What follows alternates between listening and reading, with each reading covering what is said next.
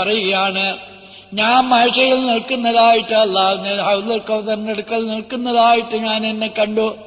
അപ്പോൾ എന്റെ ഇടതുഭാഗത്തു കൂടി കുറെ ആളുകളെ സബാനിയാക്കളായ മലക്കുകൾ തള്ളിക്കൊണ്ടുപോകുന്നു, അതായത് നരകത്തിലേക്ക് കൊണ്ടുപോകുന്നു. ഞാൻ നോക്കിയപ്പോൾ എന്റെ സഹാബിമാരിൽ ചിലരാണത്. ഉസയാബി ഉസയാബി എന്ന് പറഞ്ഞ് ഞാൻ കരഞ്ഞു. അപ്പോൾ അള്ളാഹുവിന്റെ ഭാഗത്ത് നിന്ന് വിളിച്ചു പറയപ്പെട്ടു, ഓ മുഹമ്മദ് സല്ലല്ലാഹു അലൈഹി വസല്ലം, ഓ മുഹമ്മദ്, നീ അവരെ വിട്ടുപിരിഞ്ഞതിന് ശേഷം ഇവർ മുർത്തദ്ദായിപ്പോയി, അതുകൊണ്ടാണ് ഇവരെ നരകത്തിലേക്ക് കൊണ്ടുപോകുന്നത്. ഉടനെ നബി സല്ലല്ലാഹു അലൈഹി വസല്ലം തങ്ങൾ ഇപ്രകാരം പറയും, ഫഖൂലു കമാ ഖാലൽ അബ്ദുസ്സാലിഹു ഈസ ഇബ്നു മറിയം, അള്ളാഹുവിന്റെ നല്ല അടിമയായ ഈസ ഇബ്നു മറിയം പറഞ്ഞതുപോലെ ഞാൻ പറയും.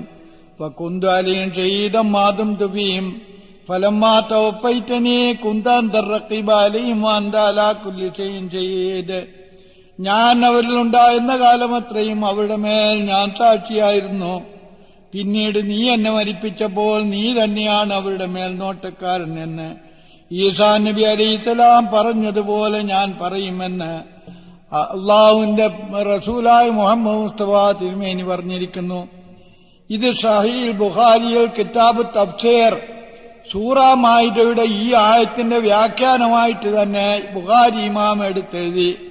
എല്ലാവർക്കും ബുഖാരി വായിക്കുന്നവർക്കറിയാമെന്ന് മാത്രമല്ല, ഈ കാര്യം തന്നെ അമാനി മൗലവി സാഹിബും ഫലമ്മാ തവഫൈതനി, നീ എന്നെ പൂർണ്ണമായി പിടിച്ചെടുത്തപ്പോൾ എന്നർത്ഥം എഴുതിക്കൊണ്ട് അദ്ദേഹത്തിന്റെ ആ മലയാള പരിഭാഷയുടെ 914 പേജിൽ അദ്ദേഹം ഈ ചരിത്രം പറയുന്നു. ആ ചരിത്രം പറയുന്ന കൂട്ടത്തിൽ അദ്ദേഹം മുഹമ്മദ് മുസ്തഫ സല്ലല്ലാഹു അലൈഹി വസല്ലം പറഞ്ഞ ഈ വാക്കിനെ അദ്ദേഹം അറബിലും ചേർക്കാതെ ഫലമ്മാ തവഫൈതനി വകുന്തു അലൈഹിം ഷഹീദൻ മാദും തുബീം ഫലമ്മാ തവഫൈതനി എന്ന് ഖുർആൻ ചേർക്കാതെ ഡാഷിട്ടു. അപ്രകാരം തന്നെ അദ്ദേഹം അർത്ഥം എഴുതിയപ്പോഴും ഞാൻ അവരുടെ ഇടയിൽ ഉണ്ടായിരുന്ന കാലം അത്രയും അവരുടെ മേൽ ഞാൻ സാക്ഷിയാണ്, പിന്നെ നീ എന്നെ ഒഫാത്താക്കിയപ്പോൾ എന്ന അർത്ഥം പറയാതെ അവിടെ ഡാഷിട്ടുകൊണ്ട് രക്ഷപ്പെട്ടു. കാരണം അദ്ദേഹം അതിന്റെ അർത്ഥവും കൂടെ എഴുതുകയാണെങ്കിൽ, ഈ ഹദീസിന്റെ അർത്ഥവും കൂടെ എഴുതുകയാണെങ്കിൽ മുഹമ്മദ് മുസ്തഫ സല്ലല്ലാഹു അലൈഹി വസല്ലം വഫാത്തായതുപോലെ ഈസാ നബി അലൈഹിസ്സലാമും വഫാത്തായി എന്ന് അദ്ദേഹം എഴുതേണ്ടി വരും. അപ്പോൾ അറിഞ്ഞുകൊണ്ട് തന്നെ അദ്ദേഹം അവിടെ ഡാഷിട്ട് മാറി. നിങ്ങൾ നോക്കുക, ഖുർആൻ വിവരണം 914 പേജാണ്, നിങ്ങൾക്ക് നേരിൽ അറിയാം. അപ്പൊ ഇപ്രകാരം ഈ മുഹമ്മദ് മുസ്തഫ സല്ലല്ലാഹു അലൈഹി വസല്ലം നൽകിയ വ്യാഖ്യാനം പോലും നാം അവഗണിച്ചുകൊണ്ട് ഫലമ്മാ തവഫൈതനി എന്നതിനെ പൂർണ്ണമായി പിടിച്ചെടുത്തപ്പോൾ എന്നെല്ലാം അർത്ഥം പറയുകയാണെങ്കിൽ മുത്തു മുസ്തഫ സല്ലല്ലാഹു അലൈഹി വസല്ലം തങ്ങളെയും അല്ലാഹു തആല പൂർണ്ണമായി പിടിച്ചെടുത്തു എന്നാണോ? ഇനി ഖുർആനും ഹദീസുകളും വിശ്വസിക്കുന്നവരും വിശ്വസിക്കാത്തവരും ഉണ്ടല്ലോ, അവരോട് ഞാൻ ഒന്ന് ചോദിക്കട്ടെ. ഖുർആൻ വിശ്വസിക്കുന്നവർക്ക് ഖുർആൻ പ്രമാണം, ഹദീസ് വിശ്വസിക്കുന്നവർക്ക് ഹദീസ് പ്രമാണം. ഇത് രണ്ടും വിശ്വസിക്കാത്തതായ ആളുകൾക്ക് അള്ളാഹു നിങ്ങൾക്ക് ബുദ്ധി തന്നിട്ടുണ്ടല്ലോ.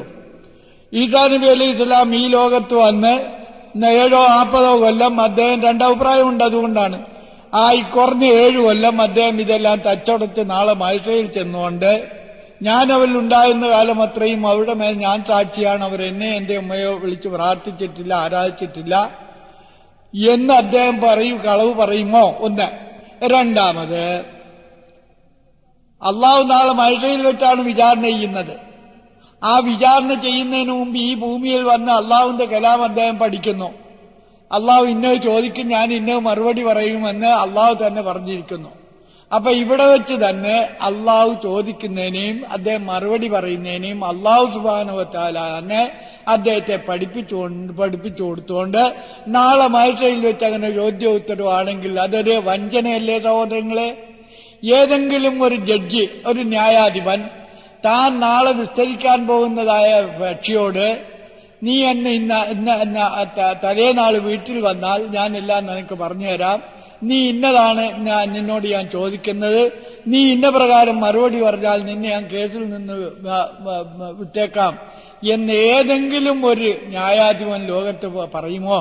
വക്കീലന്മാർ പറഞ്ഞു കൊടുക്കുന്ന അത് വേറെ കാര്യം. ഇത് ഞാൻ പറയുന്നത് ന്യായാധിപൻ, അതായത് ജഡ്ജ്, അയാൾ വിസ്തരിക്കാൻ പോകുന്ന പിറ്റേ ദിവസം വിസ്തരിക്കാൻ പോകുന്ന ഒരാളിന് തലേ ദിവസം അയാൾ വീട്ടിൽ വരുത്തിക്കൊണ്ട് ഞാൻ നിന്നോട് ഇന്നത് ചോദിക്കാം, നീ ഇന്നപോലെ മറുപടി പറഞ്ഞാൽ നിന്നെ ഞാൻ കേസിൽ നിന്ന് ഒഴിവാക്കാം, നിന്നെ വിമോചനാക്കാം എന്ന് പറയുമോ സഹോദരങ്ങളെ? ഇല്ലെങ്കിൽ ഹക്കമുൽ ഹാക്കിമായ എല്ലാ ന്യായാധിപന്മാരെക്കാൾ ഏറ്റവും വലിയ ന്യായാധിപനായ അള്ളാഹു ഈസാ നബി അലൈഹി സ്വലാമിനെ ഈ ലോകത്ത് വെച്ച് പഠിപ്പിച്ചു കൊടുക്കുന്നു. വൈദ ഖാല അല്ലാഹു യാ ഈസാ ഇബ്നു മറിയമ അൻത ഖുൽത ലിന്നാസി ഇത്തഖദൂനി വഉമ്മി ഇലാഹൈനി മിൻ ദൂനില്ലാഹ്. ഞാൻ നിന്നോട് ചോദിക്കും, അള്ളാഹു ചോദിക്കുന്ന സന്ദർഭം, നീ എന്നെയും എന്റെ ഉമ്മയെയും രണ്ട് ഇലാഹുകളാക്കുക എന്ന് നീ ജനങ്ങളോട് പറഞ്ഞു. അപ്പോൾ നീ ഇന്നതൊക്കെ മറുപടി പറഞ്ഞാൽ നിന്നെ ഞാൻ മോചിതനാക്കാം, നിന്നെ ഞാൻ വിട്ടേക്കാം എന്ന് അഹ്കമുൽ ഹാക്കിമായ അള്ളാഹു തആലയോട് അത് ചേർക്കാൻ ഒക്കുമോ? ഇത് ബുദ്ധി ഉപയോഗിച്ച് നിങ്ങളൊന്ന് നോക്കുക. അപ്പോൾ ലോകത്ത് ആര് മടങ്ങി വന്നാലും ആരും മടങ്ങി വരികയില്ല, മരിച്ചവരാരും ഈ ലോകത്തേക്ക് മടങ്ങി വരികയില്ല. ഈസാ നബി അലൈഹി ഇസ്ലാം തീരെ മടങ്ങി വരുവാൻ സാധ്യമല്ല ഈ ആയത്ത് ഖുർആനിലുള്ള കാലത്തോളം. അപ്പൊ എത്രയും വ്യക്തമായിട്ട് ഞാനിത് ദീർഘിച്ച് പറയുകയല്ല.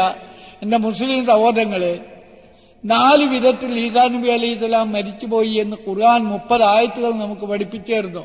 അതിലൊന്ന് മാത്രമേ ഞാനിപ്പോൾ പറഞ്ഞുള്ളൂ. മറ്റൊന്ന് 2 വിധത്തിൽ തെറ്റായി ആരാധിക്കപ്പെടുന്നു എന്ന നിലയിലും മറിയമിന്റെ മകനായ ഈസാ എന്ന നിലയിലും അദ്ദേഹം മരിച്ചുപോയി. മൂന്നാമത് അദ്ദേഹം അള്ളാഹുവിന്റെ ഒരു റസൂലാണ്. ഖുർആൻ പറയുന്നു, മൽ മസീഹ് ഇബ്നു മറിയമ ഇല്ലാ റസൂലുൻ ഖദ് ഖലത് മിൻ ഖബ്ലിഹി അർ-റുസുൽ വഉമ്മു സിദ്ദീഖത്തുൻ കാനാ യഅകുലാനി തആം വയ്യനല്ലാഹു അസ്സ വജൽ. മൽ മസീഹ് ഇബ്നു മറിയമ, മറിയമിന്റെ മകനായ മസീഹ് അല്ല, ഇല്ലാ റസൂലുൻ, റസൂൽ അല്ലാതെ അല്ല, റസൂൽ മാത്രമാണ്, റസൂൽ തന്നെയാണ്. ഖദ് ഖലത് മിൻ ഖബ്ലിഹി അർ-റുസുൽ, അദ്ദേഹത്തിന് മുമ്പുള്ളതായ മുർസലീങ്ങൾ റസൂൽമാർ കാലഗതി അടഞ്ഞു. ഖല എന്നതിന്റെ അർത്ഥം ഞാൻ പറയാം. ഇപ്പൊ സാഹിത്യത്തിൽ കാലഗതി അടഞ്ഞു. വഉമ്മു സിദ്ദീഖത്തുൻ കാനാ യഅകുലാനി തആം, അദ്ദേഹത്തിന്റെ ഉമ്മ സിദ്ദീഖത്താണ്. അതാണ് മറിയം സിദ്ദീഖ എന്ന് നമ്മൾ പറയുന്ന സത്യവതിയാണ്. കാനാ യഅകുലാനി തആമ, രണ്ടുപേരും ആഹാരം കഴിച്ചിരുന്നു. കാനാ യഅകുലാനി തആം, രണ്ടുപേരും മനുഷ്യരാണ്.